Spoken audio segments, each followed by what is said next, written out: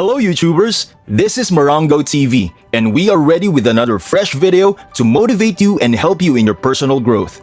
Today, we will be talking about the life of one of the most legendary filmmakers of all time and how he was able to make it to the top. Before we continue, don't forget to subscribe to our channel and click on that notification bell so you get updated with our videos. We will be presenting you with a narrative essay on the life of what many people argue is the greatest filmmaker of all time. This video is titled How Stanley KUBRIC Became a Film Icon. Early life. Stanley KUBRIC was born on July 26, 1928 in Manhattan, New York City. He was born to a Jewish family, but he didn't really have a religious upbringing, resulting to him adapting an aesthetic view at a very young age. KUBRIC attended public school in his early years, Public School 3 and eventually Public School 90 in the Bronx. He had an above-average IQ but had a certain knack for tardiness. His first term in school, he missed class a total of 56 times, as many times as he actually attended class. Despite poor academic performance, KUBRIC discovered an interest for literature, in particular Greek and Roman mythology, as well as works by the Grimm brothers, which contributed to his affinity towards Europe. He would spend majority of his Saturdays at baseball games, being a New York Yankees fan. At the age of 12, his father taught him chess, which would be a huge part of his life and his work. Many of his films include a scene of characters playing chess, and his hobbies and interests would only grow from there, as on his 13th birthday, he was gifted a camera from his father, which would trigger a fascination in still photography, which would end up being integral in his life. KUBRIC attended high school in William Howard Taft High School, and the story is very similar to his childhood school days. He was a mediocre student with mediocre grades. He had a consistent D+ average, and the club he joined in school was the photography club, and he would take photos of school events to publish in their paper. Being an introvert and extremely shy, he didn't bother asserting himself in school, and he would skip school most of the time to watch double feature films. As early as 16, he would sell his photos to Look magazine and was offered a staff job a year later. He applied to several colleges near the tail end of his high school life, but due to his poor grades and performance, he was rejected in all of his applications. Even though his family knew that he was capable of succeeding in an academic environment, Stanley KUBRIC rejected the education system as he did not believe it was an effective way of instilling student interest and critical thinking. After deciding not to pursue any higher education, he would focus on his new career in photography. Life as a photographer. With being offered a staff job a year after graduating high school, he quickly became known for his storytelling and photographs. A short story from a movie balcony was the first of his to be published back in April 19, 1946. The picture consists of a woman slapping a man in the face and was genuinely surprised. It was staged by KUBRIC himself. It was the first of many KUBRIC's works capturing individuals and their emotions in a mundane environment. In 1948, KUBRIC married his high school sweetheart, Toba Metz, on May 28. He would be assigned to many projects, including a trip to Portugal where he was to document a travel piece. His work and experience in photography is apparent to the captivating shots seen later in his work in film. He would cover a boxing match featuring Walter Cartier, which would be called Prize Fighter, and was published on January 18, 1949. That same year on April 2, KUBRIC published a photo essay named Chicago City of Extremes, which highlighted KUBRIC's ability to creating atmosphere with imagery. It was during KUBRIC's time as a photographer, as well as during the early years of his marriage, that he would spend a lot of his time at film screenings at the Museum of Modern Art and at the cinemas of New York City. Friends and family would later acknowledge how KUBRIC developed an obsession for filmmaking, critiquing films right after watching them, as well as indulging in the library of Look magazine, reading about film theory, and writing down notes. KUBRIC eventually decided to pursue a career in film, and that decision would not only change his life, but the world as well. Starting in film and documentary work. After loving film for so long, KUBRIC decided to finally pursue it in the form of a project. He learned through his childhood friend Alexander Singer, who shared a love of film with KUBRIC, that it cost over $40,000 to make a short film. Obviously, KUBRIC did not have this kind of money, but Singer would still encourage Kubrick to cultivate his passion by making short documentaries instead. Kubrick would then be a self-taught filmmaker, learning all the aspects of filmmaking, handling equipment, all on his own. Stanley Kubrick then decided to make a documentary about Walter Carter, the same boxer he covered for Look a year earlier. He rented the camera and was able to produce a 16-minute short black and white documentary, Day of the Fight. The documentary featured early techniques that Kubrick would eventually be known for, such as a backward tracking shot that has the characters move towards the camera.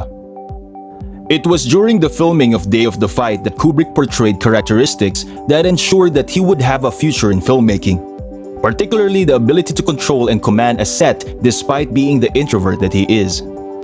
Day of the Fight cost over $3,900 to make, and Stanley Kubrick sold the film to RKO Pathé for $4,000, the highest amount for a short film at the time. The short documentary was seen as a success and as a trial by fire for Stanley Kubrick, as it was his first time spearheading a film production. He decided to quit his job at Look and decided to produce another documentary short. He sought help from other filmmakers to learn about the technical aspect of filmmaking, and as well as seeing bad movies to know that he could make much better films than those. Flying Padre was his second documentary short that focuses on a reverend who travels to visit 11 churches. He then made Seafarers, his first film in color, which was shot for the Seafarers International Union in 1953. It was during that time that Kubrick and his wife got a divorce. Early feature work. With the success of his documentaries, Kubrick convinced his father and his uncle to help fund the production of his first feature film, Fear and Desire, an anti-war film. With the ultra-low budget, Kubrick was able to make the most of the resources available and made a second feature called Killer's Kiss, a film noir romance involving a boxer which earned respectable reviews from peers and critics. Riding high on his momentum, United Artists provided Kubrick with a substantial amount of money to hire actors known for supporting roles in B films, and with that came The Killing, a noir film about a racetrack heist. The film is known for its non-linear narrative and creatively using flashbacks to tell the story. With the success of The Killing, United Artists decided to hand Kubrick an $850 budget to direct Paths of Glory, an anti-war film set during World War I. It focused on German forces suffering a suicidal attack by French soldiers and the aftermath of the events. The film was a critical success, citing strong performances by the actors, most especially Kirk Douglas, the story, the cinematography, and set design. Despite being critically panned, it performed poorly in the box office, and Kubrick had to waive his participation salary. A collaboration with Marlon Brando was in the works, but Brando eventually decided to direct the project himself. Kubrick was then contacted by Kirk Douglas, whom he has worked with in Paths of Glory, and was offered to direct Spartacus. He accepted and was considered a huge success both critically and commercially. But it's the film where Stanley Kubrick had the least amount of creative control, but is most popular to date at that time. It was after the production of Spartacus that Stanley Kubrick decided to move to England. International success. Taking advantage of the tax incentives to foreign filmmakers who use 80% of its labor with British occupants, Kubrick would make a series of films that would make him a legend of the medium. It started with Lolita, produced in 1962, an adaptation of the controversial novel of Vladimir Nabokov. Despite being an adaptation, Kubrick distanced himself from the source material and wrote the bulk of the screenplay to tell his own unique story of the tale. It was also due to the fact that censorship rules at that time was very strict, and since the story involved a pedophilic relationship, Kubrick had to work his way around, mostly implying the sexual actions instead of showing it. Despite the controversial themes, Lolita was a huge success, especially the performances from James Mason, Shelley Winters, and Peter Sellers, who collaborate with Kubrick again in the future. Lolita was just the start, as Kubrick had more ambitious films to produce. In 1964, Kubrick had a major breakthrough with his film Dr. Strangelove, or How I Learned to Stop Worrying and Love the Bomb. Based on Red Alert, a novel by Peter George, the film is a dark comedy anti-war that focuses on an arms race taking place during the Cold War. Kubrick wrote the screenplay with the help of Terry Southern and Peter George himself. While the film was meant to be serious at first, eventually Kubrick decided to move to a farcical and satirical approach while still retaining the message of the horrors of war. Dr. Strangelove is considered one of the best comedy movies of all time and earned Kubrick his first Academy Award nomination. He would spend the next 4 years working on a sci-fi film that he wouldn't know yet that would change all films forever. Over 4 years, Kubrick produced 2001: A Space Odyssey, a 3-part sci-fi movie in which words could never do it justice. It was unique, it was revolutionary, and it paved the way for what sci-fi films could become. The movie is ambiguous and is never thoroughly explained and is left for the viewer to make their own interpretation of it. It was a remarkable feat not just for Kubrick, but for filmmaking as a whole. Kubrick cemented himself as one of the most important filmmakers of all time. The film quickly became a phenomenon and a box office smash, and from that movie on, Kubrick, in whatever film production he was involved with, had the creative control and freedom he needed.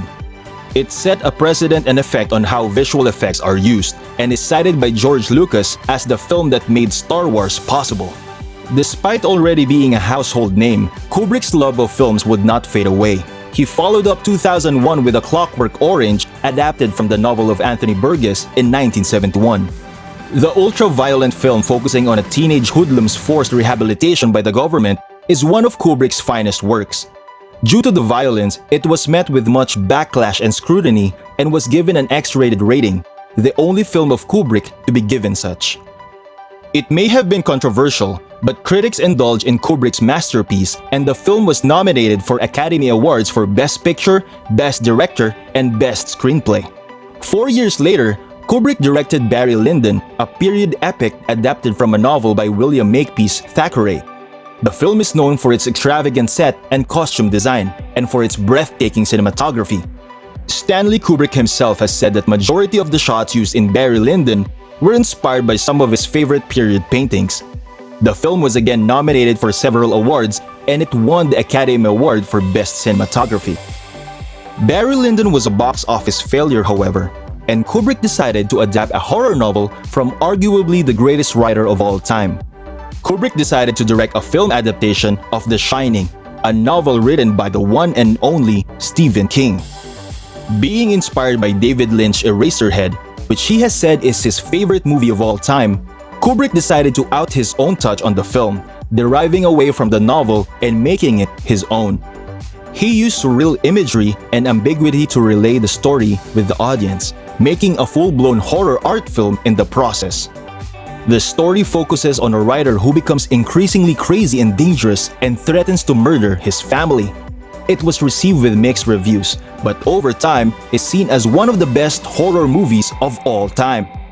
Jack Nicholson's performance as the lead, as well as Kubrick's direction, are the strong points for this movie, and as well as Shelley Duvall's performance, who Kubrick bullied on set to get into character.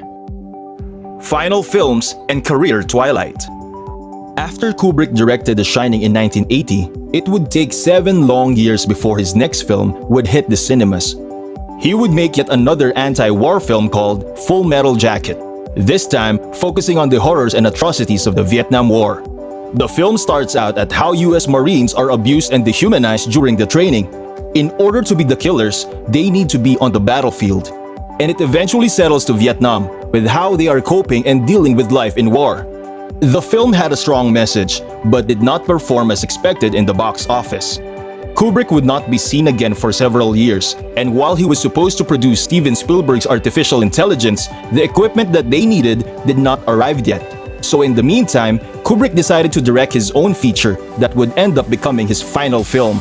In 1999, Stanley Kubrick directed Eyes Wide Shut, adapted from a novella called True Novel. What better way to end his film career than with another stunning but controversial movie? Starring Tom Cruise and Nicole Kidman, who are married in real life, the film centers around a couple going through midlife crisis and must survive a sequence of tough, sexually provocative encounters with others. The film is known for its graphic sex scenes that was a major turnoff for Warner Brothers, and asked Kubrick to tone it down and delete some of the more graphic scenes in the movie. In spite of the changes, the movie still performed poorly. Stanley Kubrick passed away after 6 days of the final cut screening of the film. He died due to a heart attack in sleep at the age of 70. Despite only directing 13 films, his legacy and impact can be felt all over the world to this very day. Many filmmakers before and now have repeatedly cited him as an influence in their work, and judging by the impact of the great filmmaker, we can only be sure that it won't be going away anytime soon. So which part of his life was your favorite? And what's your favorite film of his? Any other filmmakers you'd like to see on video? Drop a comment below letting us know what you think and how you feel. If you enjoyed this video, don't forget to like, subscribe, and click on that notification bell so you get notified when we drop a new video. Stay on your seat, folks, and don't go anywhere. Our next video will be playing shortly. This is Morrongo TV. Motivation, inspiration, fun.